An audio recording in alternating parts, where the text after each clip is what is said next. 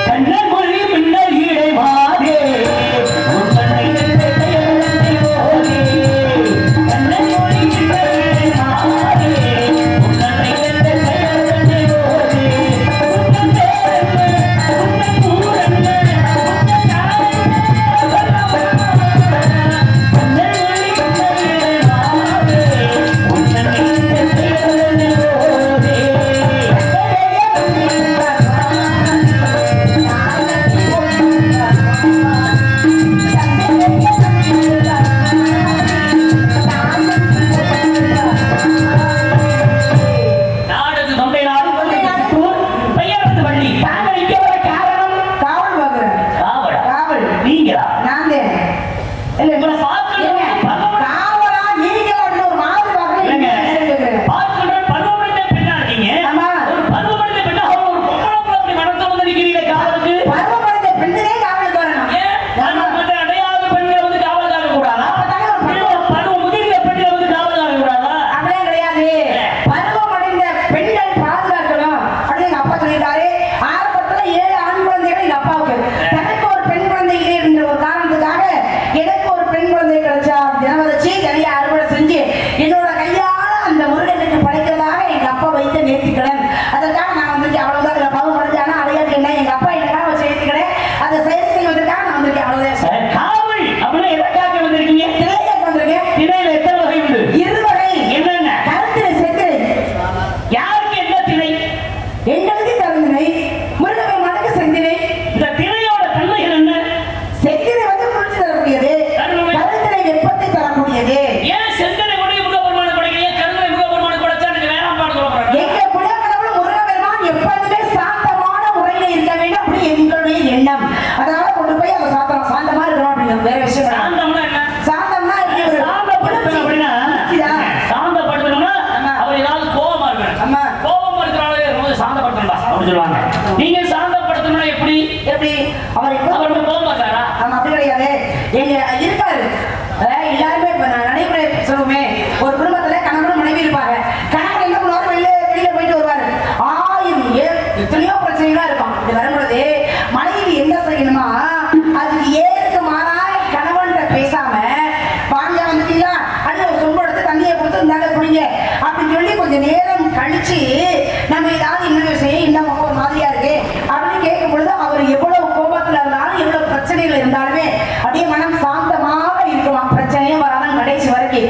ஒரு குடும்பத்திலேயே அப்படி இருக்கும் பொழுது இந்த ஊர் உலகத்துல உள்ள எல்லா மக்களையும் காக்கக்கூடிய அவரே அவர் எந்த முறையில சாந்தமாக வைத்திருக்கமோ அந்த முறையில அவர் நம்மளை வச்சிருக்காரு. அவ்வளவுதான் விஷயம். அவருடைய அப்படியே ரொம்ப கோபமா இருந்தாலும் இந்த கோபத்தை தணிக்க வேண்டிய விதத்திலே அந்த வெப்பத்தை குறைக்க வேண்டிய விதத்திலே நீங்க வந்து சாந்தப்படுத்துன்ற விதத்துல காவல் காத்து கட்டிருக்கீங்க. அப்படிதானே? நீங்க காவலுக்கு வந்திருக்கீங்க. நாங்க இருக்கேன். எப்படி இந்த காவலுக்கு வரதுல தொண்டு தொட்டு வரக்கூடிய பழக்க வழக்கமா இல்ல நம்ம குல வழக்கமா? இப்ப நான் இங்க காவலுக்கு வந்திருக்கேன் அப்படின்னாக்க எங்களுடைய குல வழக்கம். ஆனா இன்னொரு இடத்துக்கு ஒருத்தவங்க வந்திருக்காங்க. இந்த அளவுக்கு கிடையாது. முல்லை இடத்துக்கு வந்திருக்காங்க. சுஜலட்சுமி ஆகப்பட்டவர் வந்திருக்காங்க. காவல் ஆமா மாமியார் அத்தை. உங்க அத்தையா? ஆமா. அவங்க காவலுக்கு வந்து காவலை முழுமையா காவல் கட்டாரா? காவலுக்கு வந்து இதுல திரும்ப நடந்துச்சு. அவளுக்கு காவலுக்கு வந்திருக்க கல்யாணம். யாரை கல்யாணம் பண்ணிட்டாங்க? நரசிங்க பெருமானை திருமணம் செஞ்சாங்க. முல்லை நிலத்துக்குரிய கடவுள் நரசிங்க பெருமாள். அந்த நிலத்துக்குள்ள கடவுளா ஒரு திருமணம் செஞ்சாங்க. காவலுக்கு வந்த வெளி ஒண்ணு நரகாசுரன் சொல்றது உண்டு. அப்ப நரசிம்ம அவதாரம் எடுத்தாருன்னா யாரை அழிப்பதற்காக? இரணியாசுரன் என்று சொல்ற அசுரன் அழிப்பதற்காக. ஆமா. ஆனா அண்ணவன் அழித்து விட்டு அவர் கோபம் தனியப்பட்டு என்பதற்காக முல்லை நிலத்து வந்திருக்கின்ற பொழுது அந்த முல்லை நிலத்துடைய கடவுளாகப்பட்ட பெருமாள் முல்லை நிலத்துக்கு போன அத்தையை அவர் கல்யாணம் பண்ணிட்டு போயிட்டார். கல்யாணம் பண்ணிட்டாரு. கேட்கிறேன், முல்லை நிலத்துடைய கடவுள் பெருமாள் அந்த நிலத்துக்கு உங்க அத்தை காவலுக்கு போய் அவளை கல்யாணம் பண்ணிக்கிட்டாங்க. இது என்ன நிலம்? இது குறிஞ்சி நிலம். இந்த குறிஞ்சி நிலத்துடைய கடவுள் யாரு? முருகன் கடவுள். இப்ப நீங்களும் காவலுக்கு தான் வந்திருக்கீங்க. நான் இருக்கேன். அவள் காவலுக்கு போனாலே கல்யாணம் பண்ணாங்க. அவங்க காவலுக்கு வந்து இந்த நிலத்துடைய கடவுளாகப்பட்ட கந்தனை முகப்பெருமானை படையப்பா எதுவும் கல்யாணம் நான் காவலுக்கு மட்டும் வந்திருக்கேன். கல்யாணத்துக்கு வந்திருக்கேன் தெரியுமா? காவலுக்கு மட்டும்தான் நான் வந்திருக்கேன். நீங்க எப்படி சொல்லலாம்? சந்தேகத்துல உங்க குடும்பத்துல உங்களுக்கு என்ன சந்தேகம்? குடும்பத்துல எல்லாமே இருந்தா நானும் கல்யாணம் பண்ணத்தே வந்திருக்கேன் அர்த்தமா? இந்த மாதிரி எண்ணங்கள் இருக்குதா? இருக்குன்னா அந்த எண்ணங்களும் கிடையாது. நான் காவலுக்கு மட்டும்தான் வந்திருக்கேன். அப்படிங்களா? இப்ப இந்த பொண்ணையும் முகப்பெருமானுக்கு படைக்க போறீங்க. படைக்கணும். எப்படி படைப்பீங்க? எப்படி படைக்கணும்? பத்தனை கதிர் வளர்ந்து கிடக்குது. என்ன செய்வீங்க? என்ன செய்யணும்? அதை மாவாக மாற்றி கொண்டு போய் படைப்போம். மாவா எப்படி மாத்துறது? மாவை எப்படி மாத்துறது? உரல்ல வச்சு இடிக்கணும். இப்ப யாரு உருளை அடிக்கிறான்? யாரு? இப்ப யாரும் கிடையாது. அப்பெல்லாம் உரல்ல வச்சுதான் இடிப்பாங்க. யாரு இடிக்கிறாங்க? நான் இடிச்சிட்டு போறேன். பழமை அதே உடம்புக்கு ஆரோக்கியம், மனதுக்கு ஆரோக்கியம். எல்லா விஷயமும் இருந்தது. ஆமா.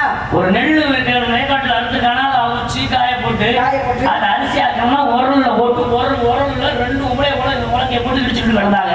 இன்னைக்கு அதெல்லாம் மறந்துருச்சு. ஒரு சில கிராமங்கள் அது இருக்கு. ஆனா சில பகுதியில் அது கிடையாது. இதெல்லாம் எதுக்கு வச்சிருக்காங்க? என்னன்னே தெரியாம அரைச்சமான நல்ல ரத்தோட்டம்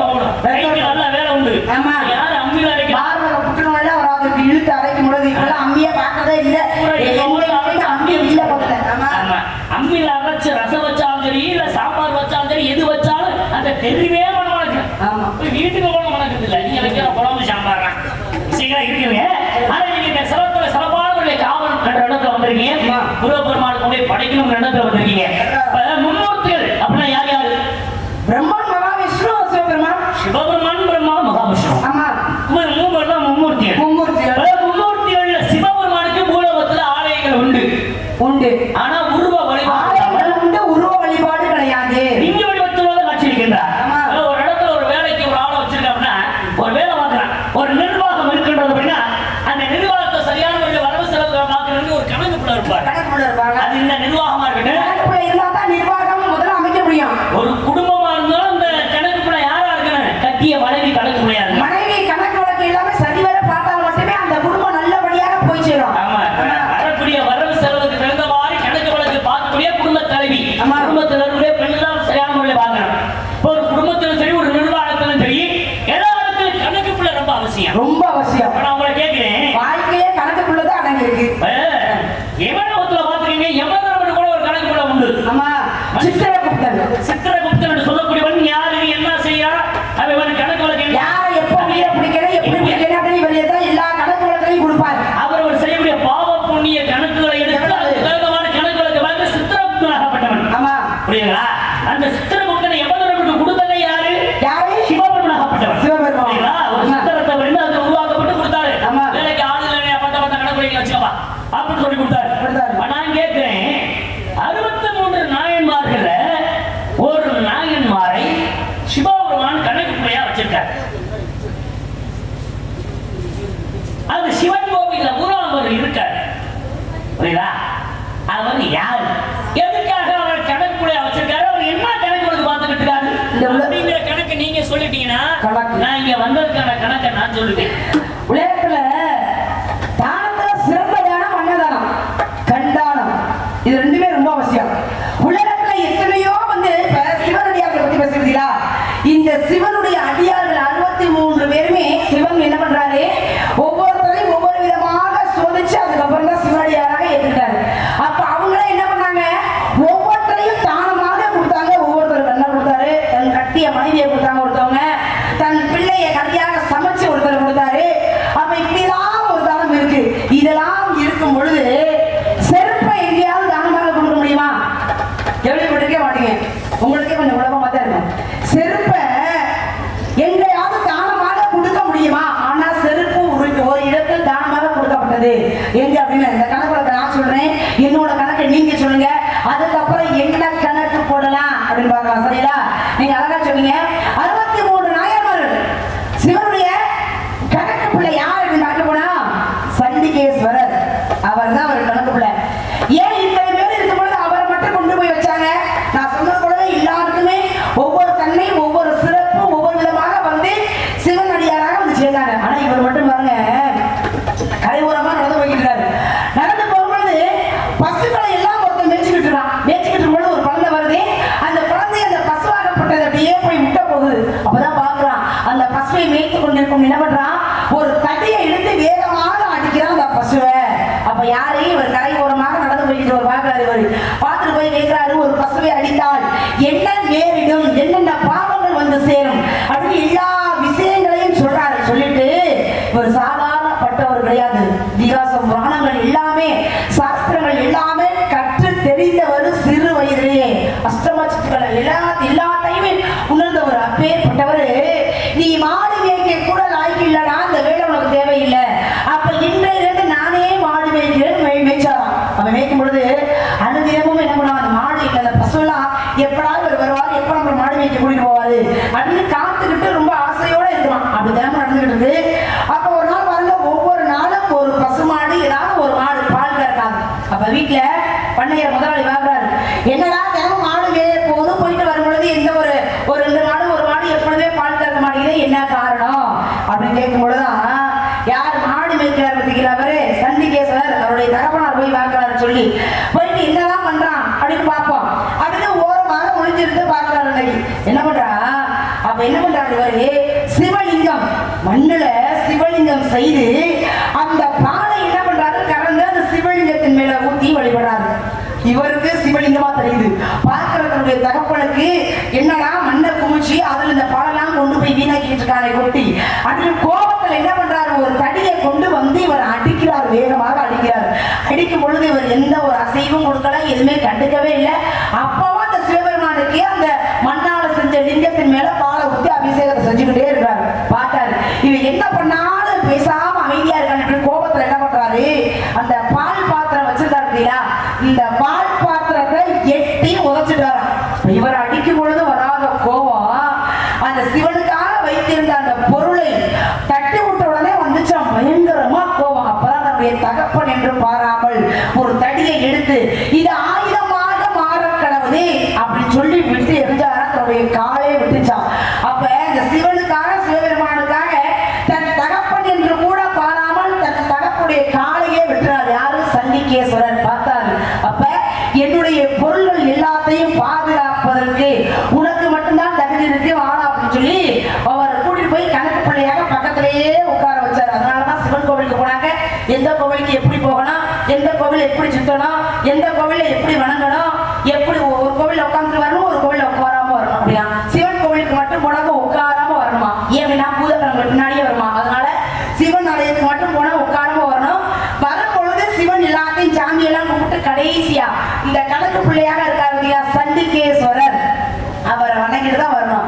காரணம் என்ன அப்படின்னா, நான் அந்த ஆலயத்துக்கு வந்து சிவனுடைய கருணையை மட்டும்தான் எடுத்து செல்கிறேன், வேற எதுவுமே நான் எடுத்து செல்லல அப்படின்னு கைகளை துளைத்து கொண்டு சொல்லிட்டு வரணும். அதான் கணக்கு பிள்ளையாக அங்கே உட்கார்ந்துருக்கிறாரு. இந்த பொருள் எல்லாத்தையுமே பாதுகாத்த காரணத்தினாலே போதுமா, நம்மளை விட உட்கார்ந்து பாக்குறாங்க நாயத்தை சொல்லுகின்ற பொழுது ஏற்றுக்கொள்வார். விஷயம் இன்னைக்கு சண்டிகேஸ்வரர் கோவிலுக்கு போகின்ற பொழுது அவரை சிவன் கோயில போய் எல்லா சாமி கும்பிட்டு வரும்போது கடைசி அவர்கின்ற பொழுது அவர் வணங்கிட்டு வருவாங்க. ஆனா எல்லாரும் செவிட்டு சாமின்னு சொல்லுவாங்க. அவர் செவிட்டு சாமி கையை தொடச்சிட்டு காது கேட்கும், ஆனா கையை கட்டக்கூடாது. கட்டிட்டு எதுப்பா அப்படி கட்டிட்டு வரீங்கன்னா செவிட்டு கிடையாது. நீங்க சொல்ற மாதிரி சிவனோட பொருள் நான் எதையும் எடுத்துட்டு போலாப்பா, என் கையை சுத்தமா தான் கொண்டு போறேன்னு தொடச்சிட்டு போனாங்க. ஆனா அதை தொடக்கிறதுக்கு ஒரு தட்டா இருந்துச்சு, எதுவும் இல்லப்பா அப்படின்னு சொல்லிட்டு போற மாதிரி நல்ல ஒரு அற்புதமான விஷயம். ஆக 63 நாயன்மார்களில் சண்டிகேஸ்வரர் என்று சொல்லக்கூடிய தனது கணக்குள்ளாக வைத்துக் கொண்டார் சிவபெருமான். பரவாயில்ல, நீங்க ஒரு கணக்கு பண்ணி தானே வச்சிருக்கீங்க. எல்லாமே கணக்குள்ள தான் வாங்கியிருக்கு. இந்த கணக்கு நல்லா தான் இருக்கு. என்னுடைய கணக்கை நல்லா நான் விவரிச்சுட்டேன். நான் கேள்வி கேட்டேன், மறந்துட்டீங்களா? நீங்க பெரிய ஒரு மனிதனாகப்பட்டவன் தானம் தருதல் செய்வன், அன்னதானம் செய்யலாம், ரத்த தானம் செய்யலாம், கண்தானம் செய்யலாம், அப்படியெல்லாம் இருக்கின்றது. செருப்பா போய் யாருமா தானம் பண்ணுவா? செய்யவே முடியாது. ஆனா தானம் செஞ்சிருக்காங்க. செய்யவே முடியாது. செருப்பு கொண்டு போய் யாருக்கான தானம் செய்ய முடியாது. ஆனா செஞ்சிருக்காங்க. அது சிறப்பு உண்டு. சொல்லுங்க. சங்கத்துல ஒரு ஆள் தானம் பண்ணாங்க. யாரு? ஆமா, நம்ம தலைவருக்கு மனித செருப்பு தானம் பண்ணிருக்கு. இங்கங்க 19 வரைக்கும் சொல்லு. அப்புறம் எந்த எப்படி நகர் வெள்ளி செயின் நமக்கு அப்படி ஒரு இல்லையா? எனக்கு ஒரு பொருள் வாங்கிட்டு நீங்க கேட்டது ஒரு பாதரட்சையை தானமாக கொடுத்தது யாருக்காக? இது சிவனை சார்ந்ததாங்க, சிவபெருமான சார்ந்த ஒரு விஷயம் தான். சிவபெருமான இந்த பூலோகத்திலே ஒரு முனிவராக அவதாரம் எடுத்தார். ஆதிபராசக்தி ஒரு பெண்ணாக அவதாரம் எடுத்தார்.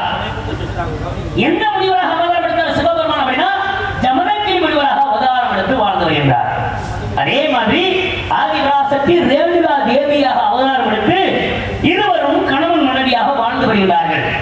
அப்ப ஜமதக்கினி முனிவரும் ரேணுகா தேவியும் முனிவராக வனத்தில் வாழ்ந்து வருகின்ற பொழுது அவருடைய ஆசிரமத்தில் வாழ்ந்து வருகின்ற நேரத்திலே இந்த ஜமதக்கினி முனிவராகப்பட்டவர் என்ன பண்ணுவார் அப்படின்னா தினமும் வீழ் பயிற்சி செய்வார். அதாவது உள்ள எடுத்து அன்பு தொடுப்பார். பிடிச்ச உடனே சாப்பிட்டு விட்டு ஒரு வெளி போல அப்படி அன்பு கொடுக்கிறது.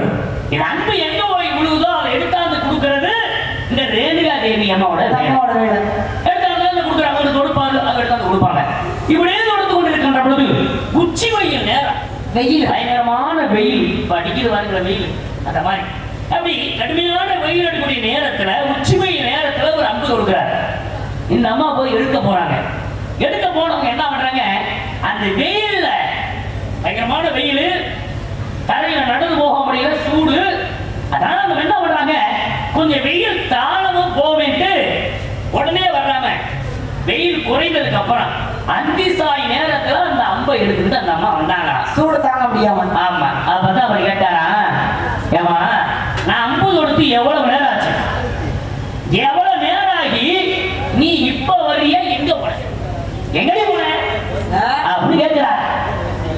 ஏண்டி நான் எவ்வளவு நேரம் ஆச்சு அம்பு கொடுத்து நீ இவ்வளவு தாமதமாக என்ன காரணம் அப்ப கேட்கின்ற பொழுது அப்பதான் அந்த அம்மா சொன்னாங்களா உனக்கு ஒரு நேரம் காலம் தெரியாதா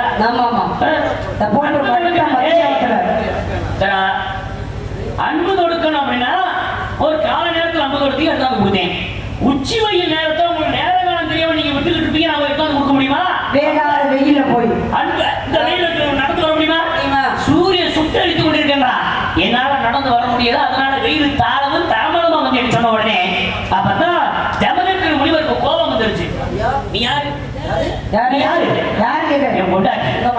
என்னுடைய மனைவி நீ நடந்து வருகின்ற பொழுது பாதம் சுடுகின்றது அப்படின்னா அந்த அளவுக்கு அந்த சூரியன் சுட்டரிக்கிறான் நீ அவனை சும்மா விடுவனா என்று சூரிய பகவான் மீதே கோபப்பட்டு அன்பு கொடுக்க போனான் அப்பதான் சூரிய பகவான் பார்த்தார் ஆஹா ஜமதக்கு முனிவர் யாரோட அவதாரம் சிவனோட அவதாரம் அவர் கோபப்பட்டார்னா அவர் கோபத்துக்கு தாங்க முடியாது என்று சூரிய பகவான் சாதாரண அந்தனர் கூட அவருக்கு முன்னாடி காட்சியளித்து ஏன் உனக்கு கோபமா இருக்கீங்க அப்படி கேட்கின்ற பொழுது என்னுடைய மனைவி பாதம் சுடுகின்ற அளவுக்கும் இந்த சூரிய பகவான் வெயிலாக சுட்டு எரித்திருக்கின்றார் அவன் மேல நான் கோபமா இருக்கேன் அவன் மேல அன்பு கொடுக்க போறேன் சொன்ன உடனே அப்பதான் சூரிய பகவான் அந்தனாரா இருக்கிறவர் கேட்கிறார் இங்க பூமியை சுழன்று கொண்டு இருக்கின்றது சூரியனும் அசைவிட்டு இருக்கிறது அப்படிப்பட்ட நேரத்தில் நீங்க எப்படி அன்பு கொடுப்பீங்க அப்படி கேட்கின்ற பொழுது எந்த நேரத்துல எந்த முகூர்த்த நேரத்துல சூரியன் அசைவில் பூமி அசைவிட்டு நிற்கும் என்று எனக்கு தெரியும் அந்த நேரம் பார்த்து அன்பு கொடுப்பேன் சொன்ன உடனே அந்த நாள் போல் வடிவில் வந்திருந்த சூரிய பகவான் அவருக்கு முன்னாடி நேரடியாக காட்சியளித்தார்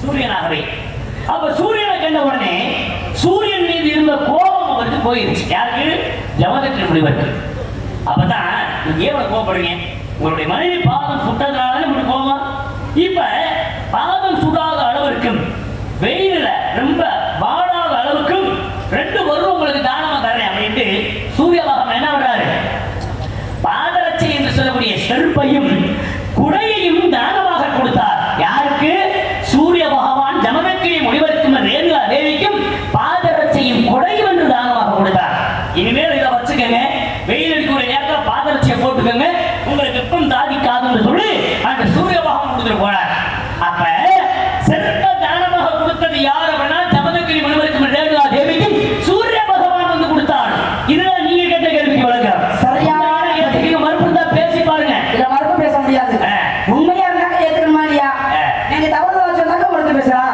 நீங்க சொன்னது உண்மை ஏத்துக்கிறேன் நீங்க வந்த காரணம் சொல்லுங்க நான் என்ன கணக்கோட வந்திருக்கேன் அப்படின்னா என்ன கணக்கு நீங்க வந்து பருவத்தோட வந்திருக்கீங்க ஆமா பருவத்தோட நீங்க இப்படி வந்தது எனக்கு ரொம்ப வருத்தமா இருக்கு உங்களுக்கு என்ன வருத்தமா இருக்குன்னு கேக்குறேன் எல்லாத்துக்கும் வருத்தப்படுறேன் அதுக்காக நீங்க இப்படி எனக்கு வருத்தமா இருக்குமா இல்ல நான் எப்படின்னா உங்களுக்கு கேட்டா உங்களுக்கு ஏன் வருத்தம் பருவத்தில் பயிர் செய் காற்றுல வந்து கூட்டி கதவுல வந்து கதவை இல்லைன்னா கதவுல பாதுகாப்பு ஏதாவது பண்ணணும் திரை போடணும் போடுங்க திரையும் என்ன பண்றான் இல்ல நம்ம சும்மா திறந்து வச்சிருக்க கூடாது யாரும் ஒரு பாதுகாப்போட இருக்கணும் கிடையாது மனக்கதவை பக்கமா சாத்தி திறந்து கிடந்தாலும் யாருக்கும் பாதிப்பு கிடையாது ஆமா வாசல் கதவை விட மனக்கதவு ரொம்ப அவசியமானது மனக்கதவை நீங்க சாத்தி வச்சிருக்கீங்க மனக்கதவை திறக்க வைக்க நான் வந்திருக்கேன் ஏன் நீங்க எந்த பக்கம் போறீங்க பருவத்தோட இருக்கிற உனக்கு ஒரு பதிய பார்த்து வந்திருக்கேன் மாப்பிள்ளை புருஷன் மணவாளன் இருங்க கணவன் மாப்பிள்ளை புருஷன் மணவாளன் கடமை எனக்கு தேவையா கிடையாது கேட்கிறேன் உங்களை ஆனா நான் தாமா பார்த்து வந்திருக்கேன் என்னக்கா உனக்கு அழகா இருப்பாரா இல்ல நான் மட்டும் எப்படியே பார்க்க போறேன் அழகா இருப்பா இல்ல ரஞ்சித் நான் மட்டும் என்ன எப்படியே பார்க்க போறேன் கல்யாணமே பண்ணாம நம்ம யாரையாவது கல்யாணம் பண்ணிட்டு பிள்ளை உங்க பாத்துக்கே இருந்த அப்படிதானே அழகா இருப்பாரு கேட்டேன் அழகா இருப்பார் மாப்பிள்ளை சரியா எப்படி மாப்பிள்ளை மாப்பிள்ளை பேர சொல்லுங்க இவ்வளவுதான் பார்த்து பண்ண மாப்பிள்ளை சாதாரண மாப்பிள்ளை இருக்க முடியுமா கட்டுவேன் குடிக்கிறாடி குடிக்க வைப்பேன் பிடிக்க முடியல அராஜகமா பிடிக்கலாம் ஓடி அவருடைய அருமை பெருமைகளை எடுத்து சொல்லி பிடிக்க வைப்பேன் அப்படி எப்படியே எடுத்து சொல்றேன் பாப்பா சொல்லுங்க